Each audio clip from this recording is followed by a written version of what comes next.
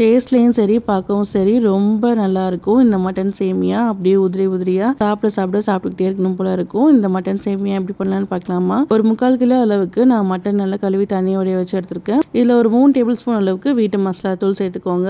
ஒரு 2 table spoon அளவுக்கு இஞ்சி பூண்டு பேஸ்ட், அப்புறம் ஒரு 2 டேபிள் ஸ்பூன் அளவுக்கு தயிர், ஒரு டீஸ்பூன் அளவுக்கு உப்பு எல்லாம் சேர்த்து நல்லா மிக்ஸ் பண்ணி ஒரு 1/2 அன் ஹவர் ஊற வச்சுக்கோங்க. டைம் இருந்தால் நம்ம ஊற வைக்கலாம், இல்லைன்னா உடனே சேர்த்து நம்ம குக் பண்ணி எடுத்துக்கலாம். இப்போ ஒரு குக்கரில் இந்த மாதிரி மட்டனை சேர்த்து நம்ம தண்ணியும் சேர்த்து நல்லா அந்த மட்டனை நல்லா வேக வச்சு எடுத்துக்கோங்க. இப்போ நல்ல ஒரு அகண்ட பாத்திரத்தில் 3-4 டேபிள் ஸ்பூன் அளவுக்கு எண்ணெய், ஒரு 2 டேபிள் ஸ்பூன் அளவுக்கு நெய் சேர்த்துக்கோங்க. பட்டை, கிராம்பு, ஏலக்காய் எல்லாம் சேர்த்துட்டு 2 பல்லாரி, ஒரு 3 தக்காளி எல்லாம் ஸ்லைஸ் பண்ணி சேர்த்து அந்த பல்லாரி தக்காளி எல்லாம் நல்லா ஃபைனாக நல்லா வதங்கணும். 2 டீஸ்பூன் அளவுக்கு இஞ்சி பூண்டு பேஸ்ட், அப்புறம் 2 பச்சை மிளகாய் எல்லாம் சேர்த்து நல்லா இந்த வெங்காயம், தக்காளி, இஞ்சி பூண்டு பேஸ்ட் எல்லாமே நல்லா கொலைய வெந்து வரணும். ஒரு டேபிள் ஸ்பூன் அளவுக்கு தயிரும் இதில் சேர்த்துக்கோங்க. கொஞ்சமாக ஒரு கைப்பிடி அளவுக்கு மல்லி, புதினா எல்லாத்தையும் பொடிசா சாப் பண்ணி அதையும் சேர்த்துக்கோங்க. இப்போ நம்ம வேக வச்சிருந்த அந்த மட்டனை அந்த தண்ணியோட சேர்த்து நான் சேர்த்துக்கிறேன். இப்போ மறுபடியும் ஒரு 2 டேபிள் ஸ்பூன் அளவுக்கு நம்ம வீட்டு மசாலா தூள் சேர்த்து மிக்ஸ் பண்ணி கொடுத்து மூடி போட்டு 5 நிமிஷத்துக்கு லோ ஃப்ளேம்லேயே விட்டிங்கன்னா இந்த அளவுக்கு எண்ணெய் பிரிஞ்சு வரும். இப்போ நம்ம ஒரு தேங்காயில் நல்ல கட்டியாக பால் எடுத்து நான் சேர்த்துக்கிறேன். தேவையான அளவு உப்பு சேர்த்து நல்லா மிக்ஸ் பண்ணி கொடுத்துக்கோங்க. இந்த உப்போட அளவு கொஞ்சம் கரைக்கிற மாதிரி இருந்தால் நம்ம சேமியா போடும் போது கரெக்டாக வரும். மூடி போட்டு 5 நிமிஷம் கழிச்சு இந்த மாதிரி நுர பொங்கி வரும். இப்போ 4 பேக்கெட் சேமியா நான் சேர்த்துருக்கிறேன். நாங்கள் கிடைக்கிற லோக்கல் பிராண்ட் தான் 5 ஸ்டார் சேமியா நான் சேர்த்துருக்கேன். நல்லா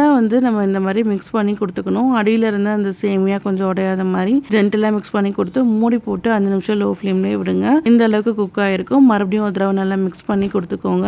மேலே ஒரு 2 டேபிள் ஸ்பூன் அளவுக்கு நெய் சேர்த்துக்கோங்க. நெய் சேர்த்ததுக்கு அப்புறமா நல்லா மூடி போட்டு 10 மினிட்ஸ்க்கு அப்படியே லோ ஃப்ளேமில் விட்டிங்கன்னா நல்ல சேமியாலாம் நல்லா வெந்து உதிரி உதிரியாக வந்திருக்கும். அவ்வளோதான், ஒரு சூப்பரான மட்டன் சேமியா ரெடி. இது ஒரு மஸ்ட் ட்ரை ரெசிபி. சிக்கன்லேயும் நம்ம இதே மாதிரி செய்யலாம். இந்த ரெசிபி பிடிச்சினா லைக் அண்ட் ஷேர் பண்ணி பேஜை ஃபாலோ பண்ணி சப்ஸ்கிரைப் பண்ணிக்கோங்க.